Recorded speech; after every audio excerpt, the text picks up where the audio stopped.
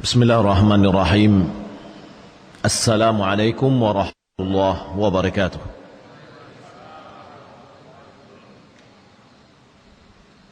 Alhamdulillahirabbil alamin. Wassalatu wassalamu ala asyrafil anbiya'i wal mursalin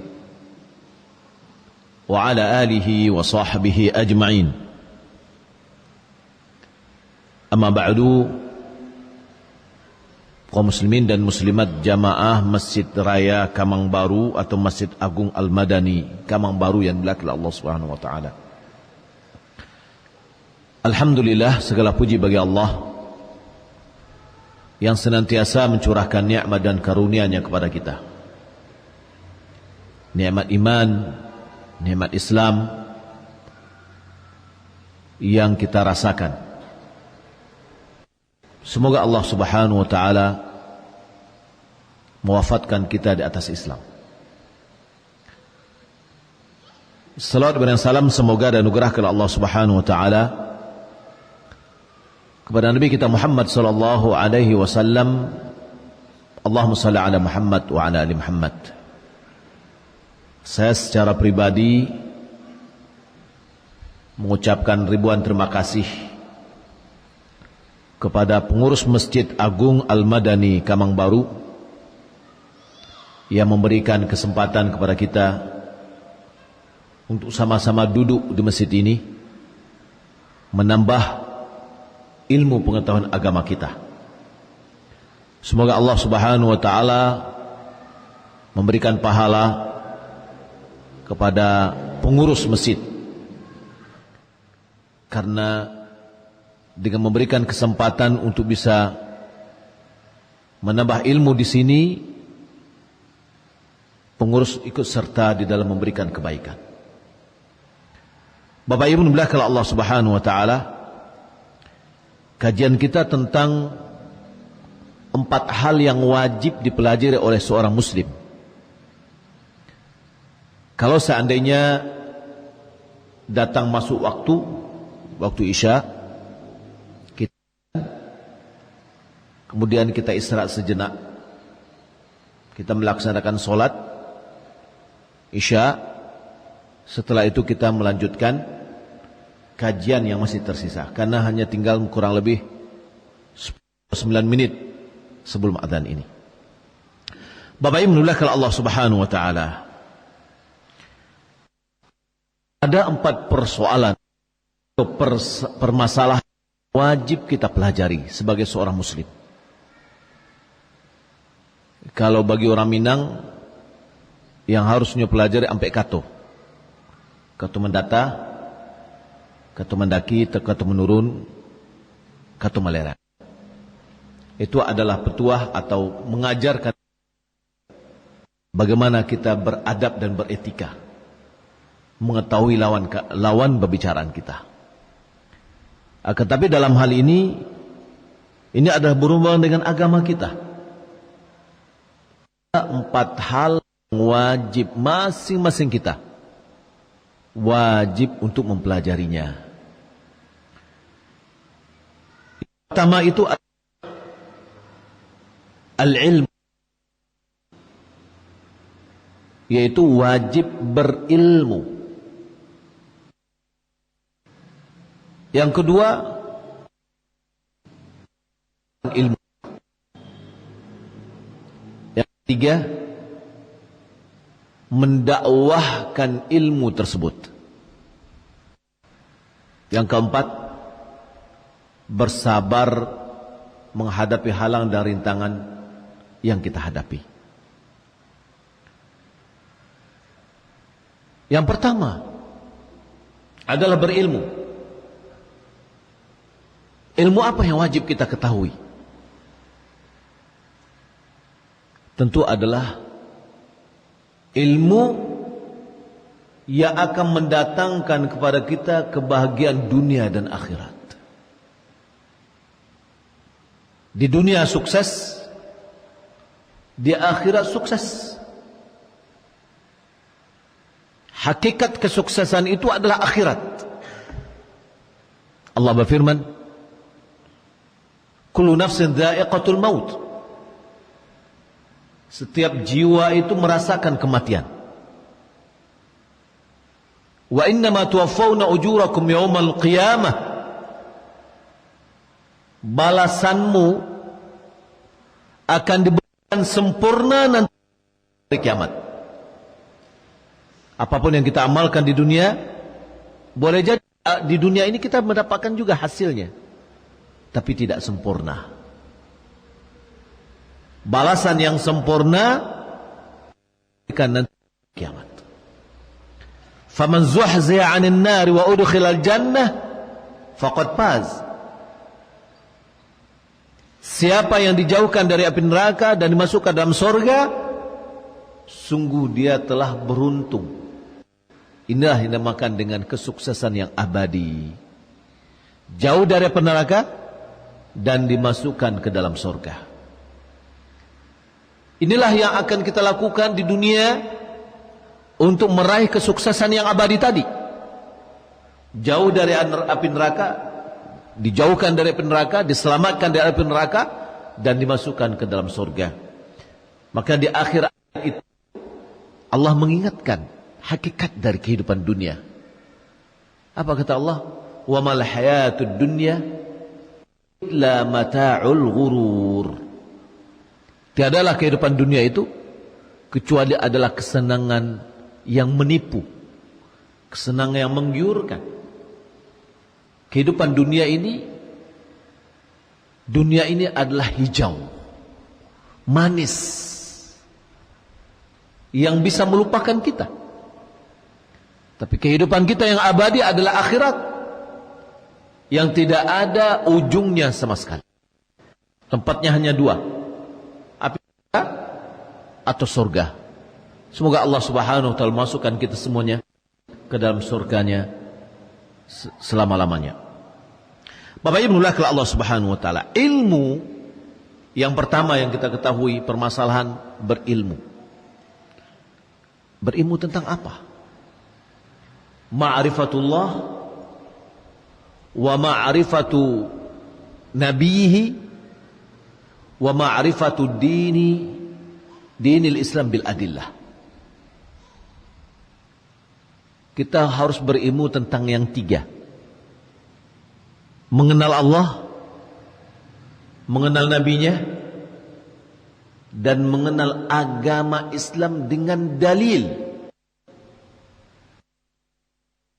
Kenapa ini yang harus kita pelajari? Ternyata tiga inilah kita masing-masing kita, saya dan kita semua, akan diuji di kuburan kita. Man rabbuk wa ma dinuk wa man nabiyuk. Siapa Rabbmu, apa agamamu, dan siapa nabimu. Kalau kita tidak mengenal, tidak mempelajari, dan tidak mengamalkan, bagaimana kita akan bisa menjawabnya? Untuk kejelasan dan kelanjutannya, insyaallah setelah sholat isya kita akan lanjutkan kembali, karena sudah masuk waktu kita azan, kemudian kita sholat dan melanjutkan. Demikian dulu. Salam Muhammad wa ala alihi wa sahbihi ajma'in. Assalamualaikum warahmatullahi wabarakatuh. Bismillahirrahmanirrahim. Assalamualaikum warahmatullahi wabarakatuh. Alhamdulillahi rabbil alamin. Wassalatu wassalamu ala asyrafil anbiya'i wal mursalin wa ala alihi wa sahbihi ajmain, amma ba'd. Bapak Ibu dimuliakan Allah Subhanahu wa taala, kembali kita melanjutkan kajian kita, di mana yang pertama hal yang wajib kita pelajari itu adalah ilmu. Nabi sallallahu alaihi wasallam bersabda, "Talabul ilmi fariidatun ala kulli muslim." Menuntut ilmu itu wajib hukumnya bagi setiap muslim, baik laki-laki maupun perempuan. Mana ilmu yang wajib dituntut? dan berapa kadarnya secara umum. Ilmu yang wajib kita tuntut itu adalah ilmu di mana dengan ilmu itu kita tahu sah atau tidak sahnya ibadah yang kita kerjakan. Karena kita diciptakan oleh Allah Subhanahu wa taala untuk beribadah kepadanya. Bagaimana cara kita beribadah? Tentu sesuai yang diinginkan oleh Allah. Kita tidak tahu apa yang diinginkan oleh Allah kecuali melalui wahyunya. Itu hubungan kita dengan Allah. Hablum minallah. Yang kedua, kita hidup sebagai manusia. Manusia hidup bermasyarakat. Kita tidak akan bisa hidup di dunia ini sendirian. Kita pasti membutuhkan hubungan dengan orang lain. Maka perlu ada hablum minan nas. Hubungan dengan manusia. Dalam hubungan dengan manusia, kebutuhan kita mulai jadi ada sama orang lain. Kebutuhan orang lain ada pada diri kita. Maka di sini perlu juga kita berilmu tentang muamalah. Bagaimana muamalah kita ini sah atau tidak sah, halal atau haram. Maka dengan ilmu itu kita tahu, oh ini yang halal, ini yang haram. Ini secara umum. Kembali lagi kita tadi mengatakan bahwa berilmu yang maksud di sini adalah ma'rifatullah wa ma'rifatu nabiyhi wa ma'rifatu dini bil adillah. Kewajiban kita untuk menuntut ilmu itu adalah mengenal Allah, mengenal nabinya, mengenal agama dengan dalil. Karena ketiga-tiga ini sebagaimana kita sebutkan tadi, masing-masing kita akan ditanya. Ternyata yang akan menjawab itu bukan hafalan, tetapi amalan.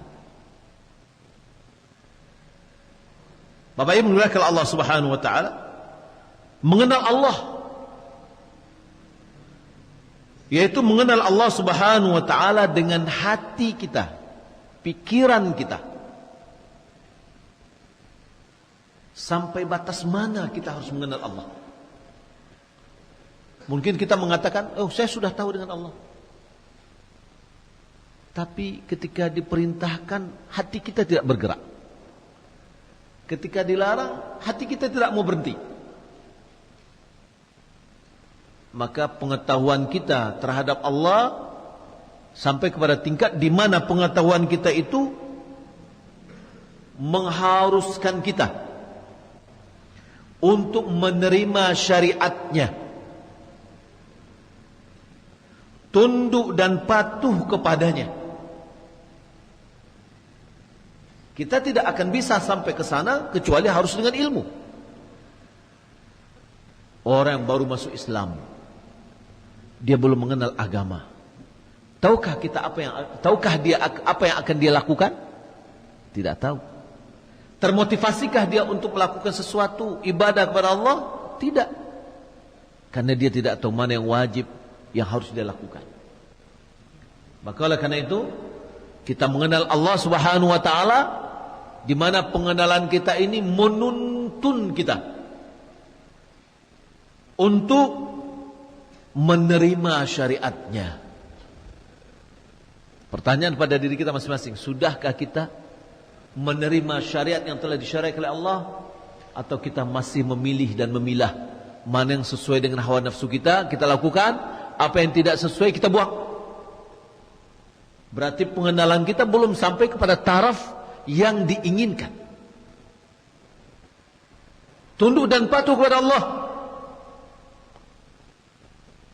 menjalankan.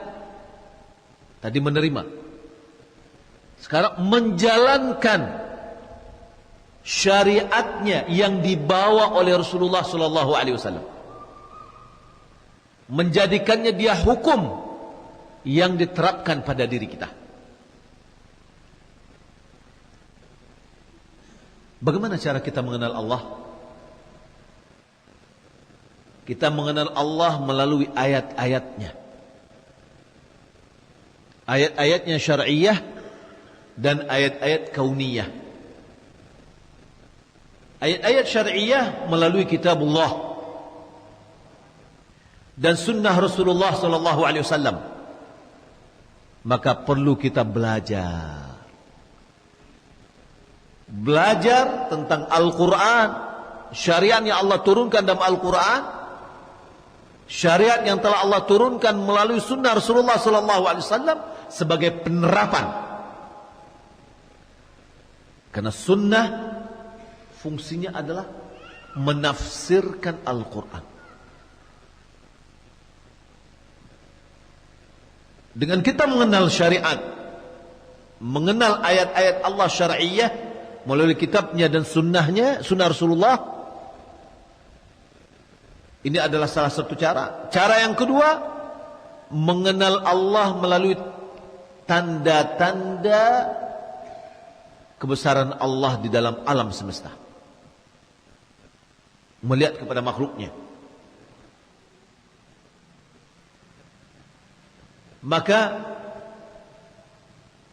seorang manusia semakin dia melihat kepada tanda-tanda syar'iyah dalam Al-Quran dan Sunnah dan tanda-tanda kauniyah alam semesta, maka semakin dia mengenal Rabb-Nya yang telah menciptakannya.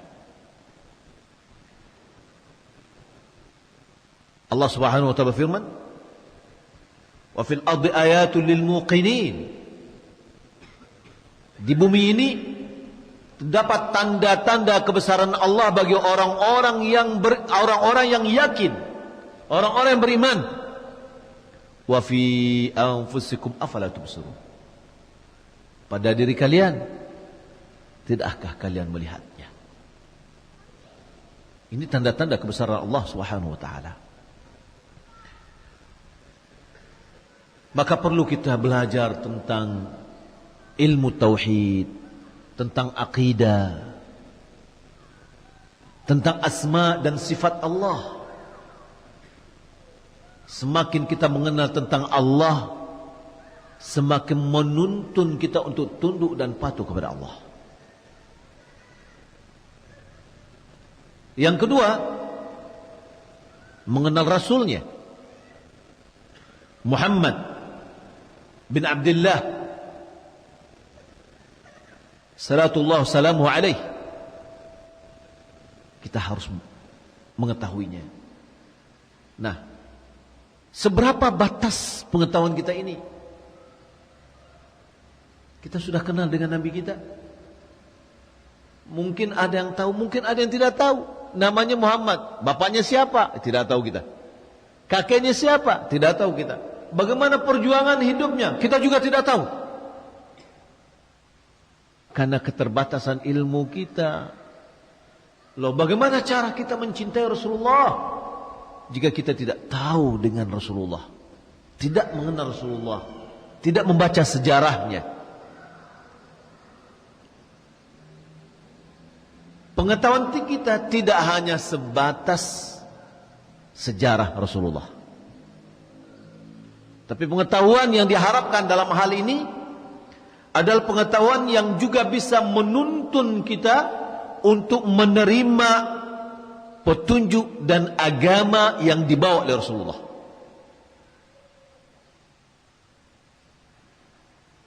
Membenarkan berita yang sampai daripada beliau. Membenarkan berita-berita yang beliau sampaikan. Baik masuk akal bagi kita atau tidak masuk akal. Yang telah berlalu atau yang akan datang. Hendaklah kita imani, kita benarkan. Bukan kita dustai. Itu tidak ada tu doh, tidak masuk akal bodoh. Tidak. Jika benar itu dari Rasulullah sallallahu alaihi wasallam, hadis yang ada sahih, apalagi mutawatir, tiada lebih kita adalah sami'na wa ata'na, amanna. Kita dengar, kita taati, kita lakukan, kita imani.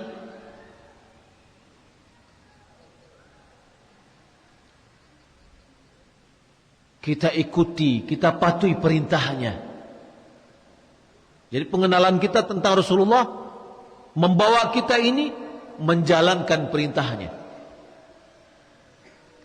Menggiring diri kita kepada menjauhi larang-larangannya. Dan mengaplikasikan syariat yang dibawanya. Serta ridha terhadap keputusannya. Sudahkah sampai segitu pengenalan kita kepada Rasulullah? Ini tentu kita tanya diri kita masing-masing. Itulah yang akan bisa orang yang menjawab pertanyaan, man nabiyuk? Siapa nabimu? Karena dia menjalankan sunnah Nabi setiap hari. Dia selalu mencintai Rasulullah. Dia tidak pernah menentang Rasulullah. Dia tidak pernah menolak sunnah Rasulullah. Dia tidak pernah menggagalkan pengajian yang mengajak kepada sunnah Rasulullah. Tapi dia motivasi. Mungkin dia belum bisa menjalankan, tapi dia katakan itu ada sunnah Rasulullah. Tapi dia gara-gara ambo belum bisa lagi. Itu jauh lebih baik.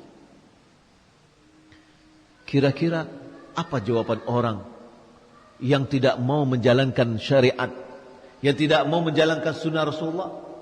Kira-kira apa jawaban orang yang selalu membenci sunnah Rasulullah? Paling dia katakan seperti bagaimana dalam hadis yang panjang, hadis Bara bin Azib tentang perjalanan ruh mukmin dengan ruh kafir. Mulai dari wafatnya dijabut, ya, sampai di alam kuburnya bagaimana? Orang kafir mengatakan, saya tidak tahu. Saya dengar orang mengatakan begini, saya katakan. Itu masing-masing kita akan melaluinya, Bapak Ibu dimuliakan Allah Subhanahu wa taala. Perintah kita mentaati Rasulullah. Perintah kita menerima apa yang diputuskan oleh Rasulullah sangat jelas dan nyata dalam Al-Qur'an.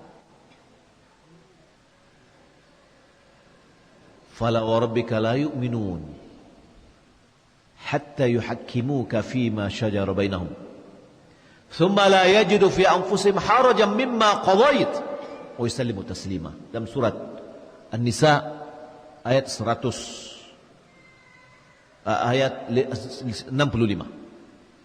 Demi Rabbmu, tidaklah mereka beriman, dinafikan keimanan, sampai mereka menjadikanmu penengah dalam apa yang mereka perselisihkan. Kemudian mereka tidak mendapatkan sedikit pun rasa sempit hati dalam menerima apa yang kamu putuskan, dan dia menerima dengan sebaik-baik penerimaan.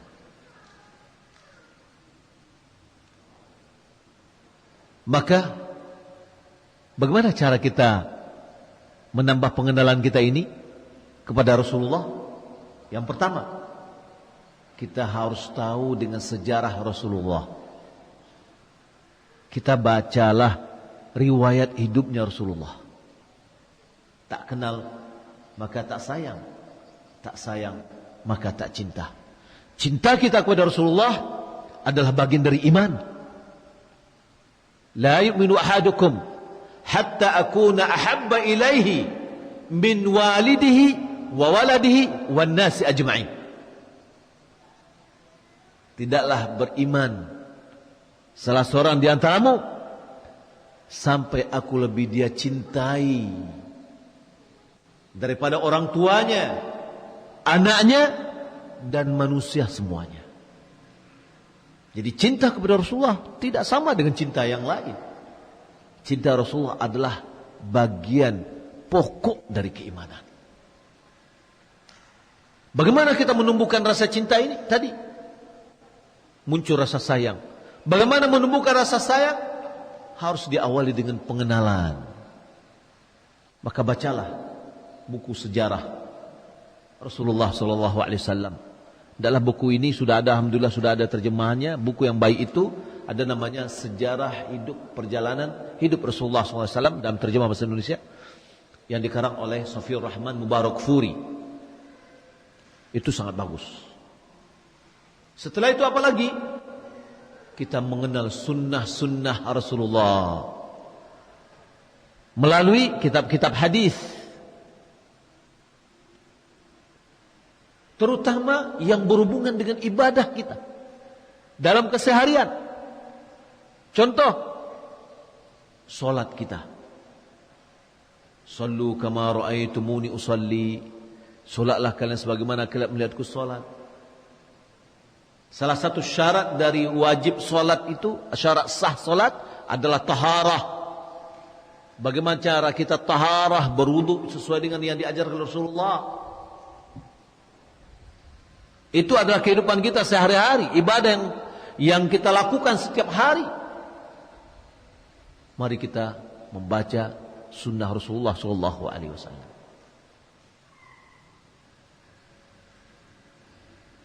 Yang ketiga, mengenal agama Islam. Islam ada makna secara umum, ada makna secara khusus. Secara umum makna Islam adalah beribadah kepada Allah dengan syariat yang Dia turunkan semenjak Allah mengutus Rasulnya sampai hari kiamat. Siapa yang menjalankan syariat yang diturunkan oleh Allah kepada Rasulnya, berarti dia sudah Islam.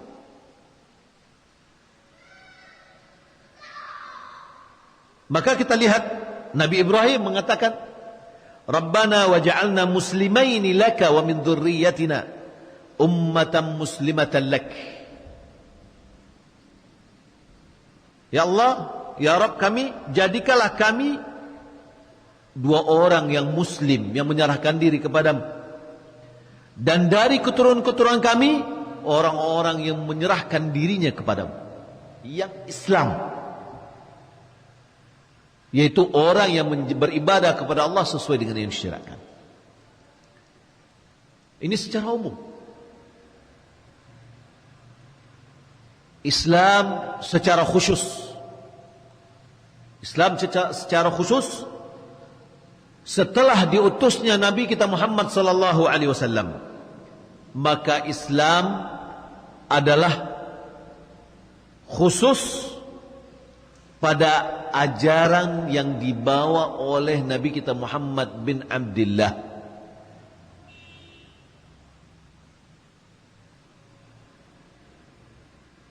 Apa yang dibawa oleh Nabi kita Muhammad sallallahu alaihi wasallam? Ajaran yang dibawa itu menghapus ajaran pada nabi-nabi sebelumnya. Ya, menghapus ajaran nabi-nabi sebelumnya. Maka siapa yang mengikuti Rasulullah Muhammad bin Abdullah, maka dia adalah muslim. Siapa yang tidak mengikuti Nabi Muhammad, maka dia bukan muslim. Walaupun ya mereka mengikuti ajaran Nabi sebelumnya, pada zamannya dia muslim. Tapi setelah Nabi Muhammad diutus, ajaran-ajaran Nabi sebelumnya sudah terhapus, maka yang dinamakan dengan muslim adalah orang yang mengikuti Nabi Muhammad. Orang yang tidak mengikuti Nabi Muhammad tidaklah muslim. Maka karena dia mengingkari, namanya kafir. Tapi orang yang tidak mengikuti Nabi Muhammad ini enggak menerima, dia dinamakan dengan kafir. Kalau kita katakan dia kafir, katanya terlalu apa namanya? terlalu keras. Ya. Sebut aja non-muslim. Orang kafir adalah mengingkari Nabi Muhammad. Kalau nggak mau dia disebut kafir, ya gampang masuk Islam, maka kita katakan dia muslim.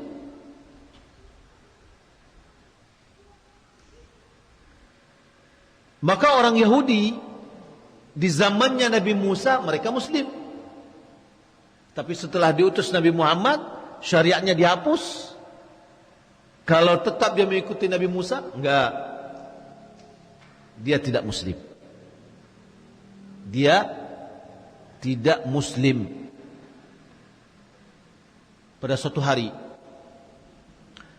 Umar bin Khattab memiliki beberapa lembar dari Taurat. Lalu dia mengatakan, ya Rasulullah, ini bagus Taurat.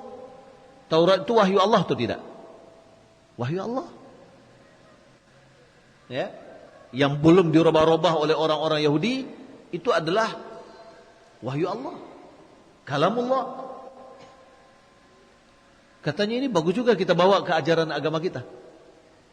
Melihat hal itu Nabi Muhammad SAW memerah mukanya. Lalu dia berdiri di hadapan kaum muslimin. Lalu beliau mengatakan, "Lau kana Musa hayyan." Jika Musa yang diturunkan Taurat ini kepadanya hidup saat ini, ma wasa'ahu illa ittiba'i. Tidak ada kekuasaan baginya kecuali dia harus mengikutiku, kata Rasulullah SAW. Nabi Musa jika seandainya hidup pada zaman Nabi Muhammad, maka Nabi Musa itu harus mengikuti Rasulullah.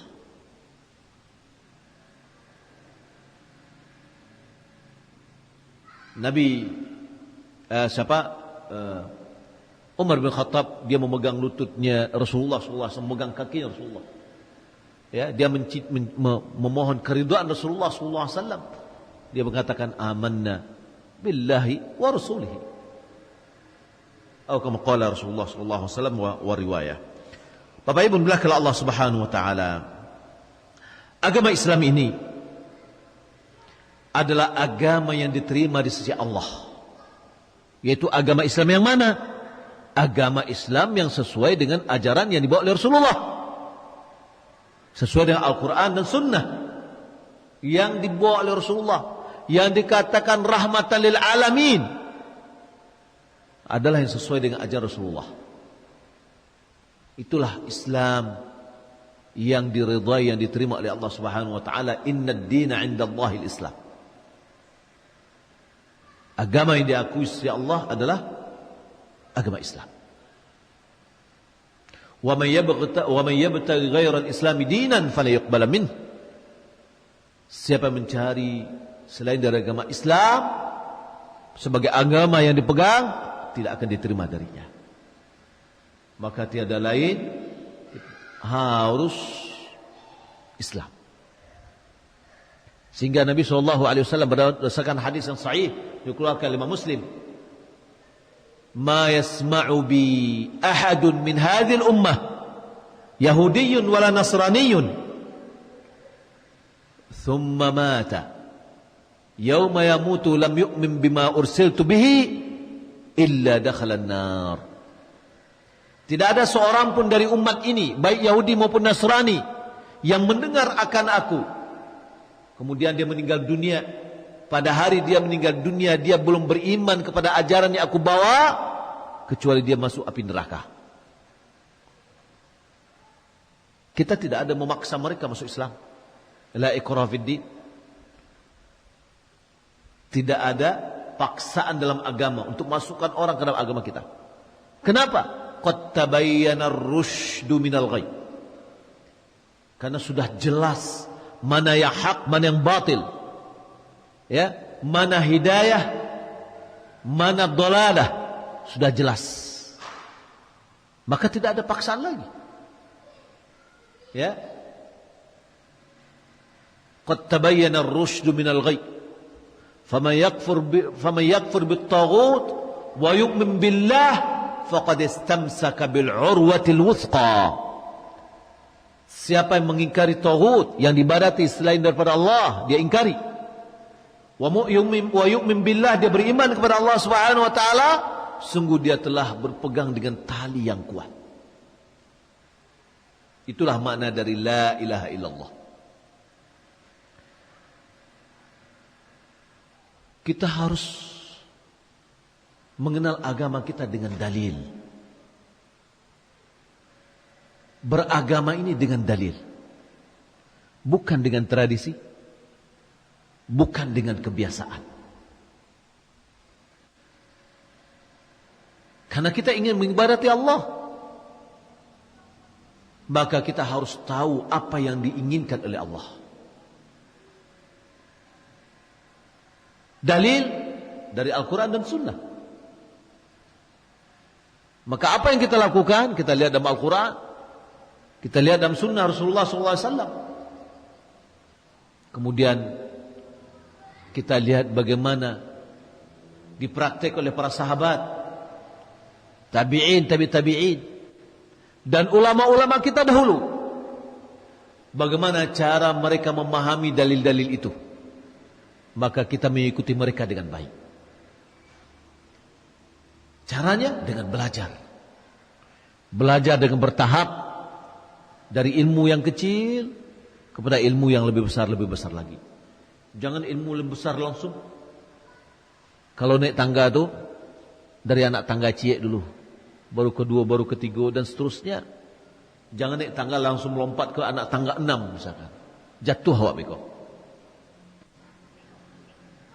Setelah kita berilmu, kita mengenal Allah, mengenal nabinya, mengenal agamanya, maka poin yang kedua yang harus kita pelajari adalah mengamalkannya. Ilmu untuk diamalkan.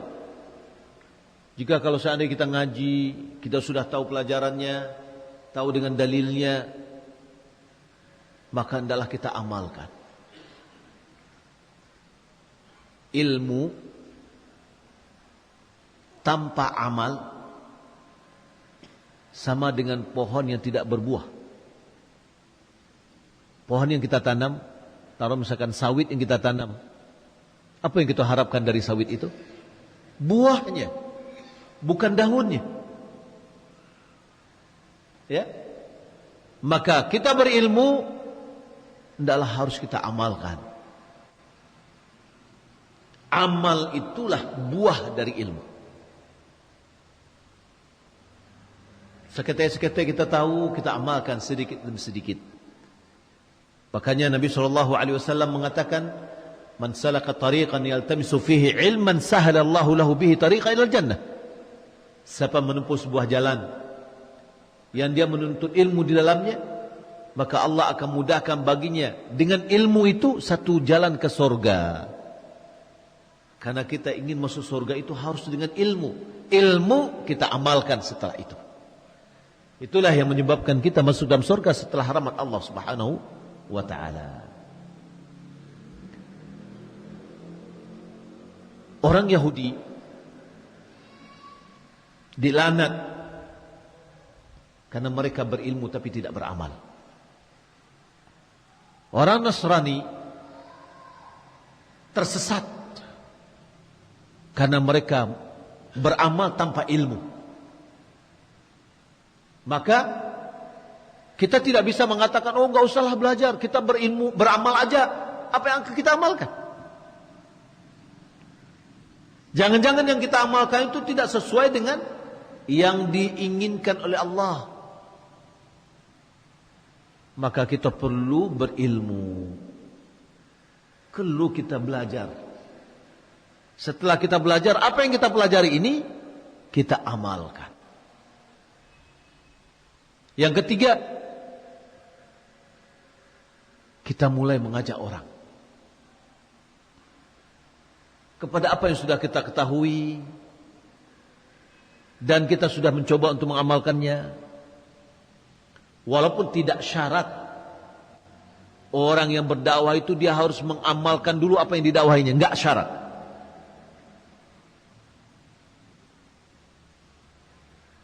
Maka hendaklah kita mengajak orang.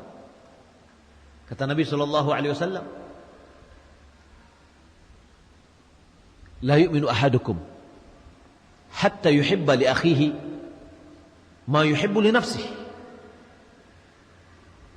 Tidaklah sempurna iman seseorang sampai dia mencintai untuk saudaranya apa yang dia cintai untuk dirinya sendiri. Dia mencintai untuk dirinya untuk mengenal agama dengan baik, beramal sesuai dengan sunnah, maka bentuk keimanannya dia juga sampaikan, berikan kepada saudara-saudaranya. Apa yang sudah dia ketahui, dia ajarkan, terutama lingkungan dia. Anak istri, istri suami, suami istri, anak, saudara, orang tua, tetangga. Hendaklah kita sampaikan apa yang sudah kita ketahui, dan kita ajak orang apa yang telah kita ketahui dan kita amalkan. Bapak Ibu dimuliakan Allah Subhanahu wa taala, di dalam kita mengajak orang berdakwah sesuai dengan kemampuan kita, pasti di dalam menjalankannya ada pro dan kontra, ada halangan dan rintangan. Maka di sini hendaklah kita bersabar menghadapinya. Kita tetap menjalankan, tetap kita mengajak, tetap kita menuntut ilmu, tetap kita mengamalkan, walaupun kita dicemooh oleh orang. Jangan gara-gara kita dicemooh oleh orang kemudian kita frustasi, kita dikucilkan oleh orang, akhirnya kita meninggalkan agama kita. Tidak, kita bersabar. 4 poin inilah yang sebenarnya kandungan dari firman Allah Subhanahu wa taala, wal asri innal insana lafi khusrin illa alladhina amanu wa amilus salihat wa tawasaw bil haqqi wa tawasaw bis sabri. Demi masa, sesungguhnya manusia itu adalah merugi. Semua manusia itu merugi. Saya, Bapak Ibu, pemirsa, pendengar, merugi. Apapun jabatannya, apapun kedudukannya, berapapun kayanya, berapapun miskinnya, semua orang merugi. Illa alladhina amanu, kecuali yang dikecualikan oleh Allah pada ayat berikutnya, orang yang memiliki 4 kriteria. Illa alladhina amanu, kecuali orang yang beriman. Makna beriman ini ada berilmu tentang Allah, berilmu tentang nabinya, berilmu tentang agamanya. Inilah menumbuhkan iman pada dirinya. Kemudian dia amalkan. Wa amilus salihat wa tawasaw bil haqq. Kemudian saling memberikan nasihat atas kebenaran yang sudah dia tahu, yang dia amalkan, dia sebarkan.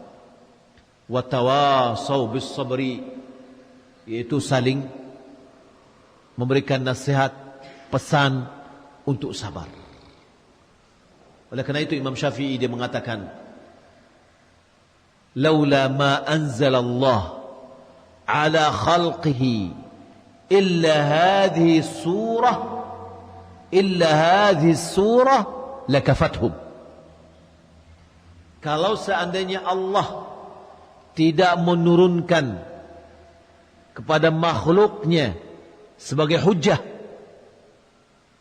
kecuali hanya ayat ini, surat ini, maka surah ini sudah cukup sebagai hujjah yang diturunkan oleh Allah kepada kita. Karena Allah sudah mengingatkan demi masa. Dahulu kita rasanya baru kecil, sekarang kita sudah berumur. Waktu berputar begitu cepat. Maka jika seandainya kita lalai, kita dibawa oleh umur. Akhirnya kita sudah sekian lama membuang-buang waktu kita. dalam keadaan merugi kita. Illal ladzina amanu, kecuali orang yang beriman dan beramal soleh, saling memberikan nasihat kebenaran, saling menasihat kesabaran. Para sahabat Nabi ketika mereka kumpul dan ingin berpisah, mereka saling mengingatkan dengan membacakan ayat surat ini. Sebagai apa? Sebagai mengingatkan kepada kawan-kawannya, atau saling mengingatkan akan pentingnya waktu, akan keadaan orang-orang merugi, yang orang-orang yang dikecualikan dari merugi. Bapak Ibu belakang Allah Subhanahu wa taala, mudah-mudahan pada kajian kita ini adalah mengingatkan pada diri saya sendiri dan kepada kita semua. Semoga Allah Subhanahu wa taala menambah ilmu agama kita, membukakan hati kita untuk bisa mengamalkannya. Allahumma arina haqqa haqqan warzuqna ittiba'ah, wa arinal batila batilan warzuqna ijtinabah. Ya Allah, perlihatkan kepada kami yang benar itu adalah benar, anugerahkan kepada kami untuk mengikutinya. Perlihatkan kepada kami yang salah itu adalah salah, dan anugerahkan kepada kami untuk menjauhinya. Bapak Ibu belakang Allah Subhanahu wa taala, ini yang dapat kita sampaikan dalam pertemuan kita ini. Masya Allah, pertemuan terakhir kita mungkin kalau tidak salah 2019 ya. Dan ini adalah dalam masa yang pengumuman yang sangat pendek. Mudah-mudahan ada waktu-waktu kita lagi bisa kembali untuk bertemu dengan jumlah yang lebih banyak. Di sini kita melalui pesan dari pengurus, alhamdulillah Masya Allah masjid semakin megah, mudah-mudahan makmur ya, kajian di dalamnya semakin banyak, kegiatan-kegiatan agama semakin baik. Maka di sini juga untuk kerapian dan keelokan dari masjid kita, pengurus sedang membangun teras untuk masjid, sehingga nyaman, anak-anak kita juga nyaman ketika dia datang, kita pun nyaman. Maka hendaklah kita menuntaskan teras dari masjid ini untuk Bapak Ibu sampaikan kepada orang. Kalau kita tidak punya uang, lalu kita mengajak orang lain, itu kita dapat pahala juga. Kata Nabi SAW, ad-dalu 'alal khairi kafa'ilihi. Orang yang menunjukkan kepada sebuah kebaikan, maka sama dengan orang yang melakukan. Ya, memakmurkan masjid secara fisiknya itu adalah kebaikan. Allah Subhanahu wa taala akan memberi pahala dan kembali mengembalikan uang yang kita berikan untuk masjid kita ini. Wa ma anfaqtum min syai'in fa huwa yukhlifuh. Apapun yang kamu infakkan, dialah yang akan menggantinya, yakni Allah yang akan menggantinya. Mungkin kita punya sawit 1-2 batang, coba kita jadikan wakaf. Setiap panen kira-kira berapa? 3 tandan, 4 tandan. Ya, kita keluarkan ini untuk masjid. Insya Allah, Allah akan berikan keberkahan. Pertama, kita dapat pahala jika kita niatkan ikhlas karena Allah. Kemudian uang itu tidak sia-sia. Ya, situlah keberkahannya. Allah akan menggantikan lebih. Mungkin hasilnya ke depan semakin banyak. Ya, nah maka bagianlah ada wakaf produktif lah namanya, dari sawit misalkan. Jamaah, saya kalau tidak salah di Pasaman itu ada, mereka setiap rumah mewakafkan 1 batang sawit. Jadi kalau panen dia kumpulkan, ini hasilnya. Sehingga menghasilkan setiap bulan itu cukup besar biayanya. Ada yang sampai 70 juta. Karena satu masyarakat banyak gitu. Mungkin kita menanam 1-2 batang di rumah kita dan menghasilkan. Dan itu kita jadikan wakaf. Wakaf untuk masjid. Ya. Dan itu bisa dikoordinir. Bagian misalkan di masjid ada 1 orang yang mengurus tentang wakaf produktif gitu. Insya Allah sangat luar biasa. Ya, tanpa kita rasakan, Kalau enggak dari sekarang kita tanam. Nih saya tanam 2 batang, wakaf tu masjid. Ya. Nah, ke depan 3 tahun, 4 tahun, 5 tahun dia sudah berbuah, hasilnya kita berikan untuk masjid kita ini. Luar biasa Bapak Ibu. Ya. Insyaallah mudah-mudahan itu bisa kita lakukan. Itu adalah sebagian dari pahala yang akan bisa mengalir. Ya. Dulu kakek kita dahulu menanam kelapa. Dia tidak berpikir dia akan menghasilkan. Dia sudah meninggal dunia, kelapa sekarang kita memanennya. Pahala bagi mereka. Nah jadi saya rasa kalau tidak perlu 1 hektar 2 hektar untuk masjid, tapi masing-masing kita 2 batang aja deh. Tanam di rumah, ya di pekarangan kita, tapi kita niatkan hasilnya adalah untuk masjid. Mudah-mudahan ini bermanfaat Bapak Ibu dimulakan Allah Subhanahu wa taala. Terima kasih atas pertemuan kita ini. Mudah-mudahan Allah Subhanahu wa taala mudahkan bagi kita untuk pertemuan lagi. Maaf mungkin karena sudah terlalu malam. Kami karena kembali lagi ke Padang, ya, kita tidak buka ruang tanya jawab. Mohon maaf. Demikian yang dapat kita sampaikan. Wassalamualaikum warahmatullahi wabarakatuh.